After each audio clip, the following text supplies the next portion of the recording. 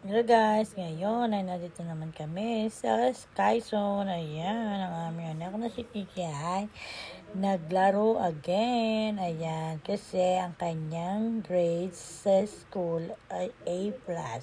Yan po ay rewards niya sa daddy niya. Ayan, di ba? Ang dami mga bata naglalaro. Ayan, pag po si Kiki ay maganda ang kanyang grade, ay siguradong may reward siya sa daddy niya. Kaya po si Kiki ay nagsusumikap na maging maganda ang kanyang grades. Ayan, yung may mga basketball. Ayan, sobrang laki ng lugar na yan.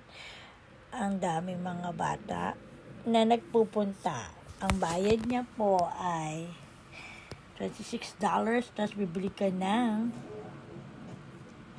kanyang medyas dyan. Ayan, diba? Ang daming mga tao, ang mga daming bata. Ayan, may kainan din sila sa loob. Ayan, may mga nagbabantay, kumakain. Ayan po dito, 1 oras at kalahati ang tatagal nyo dyan. Depende sa iyo kung magtatapusin nyo or hindi nyo tatapusin ang 1 hour and a half. Kami ay hindi namin tinatapos kasi pagod na si Kiki pag 1 hour lang mahigit. Kanina ay 1 hour 15 minutes lang ay umalis na kami. Kasi pagod na siya. Ayan, sobrang pagod niya. Walang ginawa kundi tumalon. Nang tumalon ni Kiki, ayan, napakaraming bata naglalaro. Swerte ang mga bata dito pag pagpupunta sila dyan kasi mahal din ang bayad, may membership sila pero hindi naman kami pwede sa membership kasi minsan lang kami pupunta dyan. Ayan, hindi naman pwedeng lagi kami na dyan kasi malayo sa aming bahay ang Sky Zone, 1.5 hour. Ayan, si Kiki ay yan ang pinili niya, ang tumalon-talon kesa dun sa isang lugar na pinupuntahan namin. Iyan po ay rewards ng kanyang daddy. Pag siya ay maganda ang kanyang grades sa school. Ayan, okay.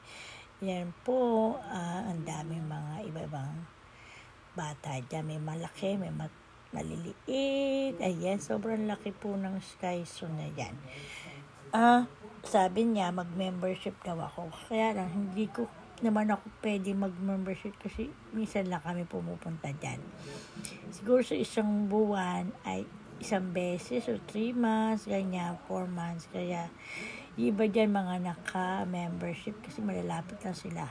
Pag mag-membership ka, ala ka ng bayad. Kada buwan kasi ang membership niya ay $25. Diba?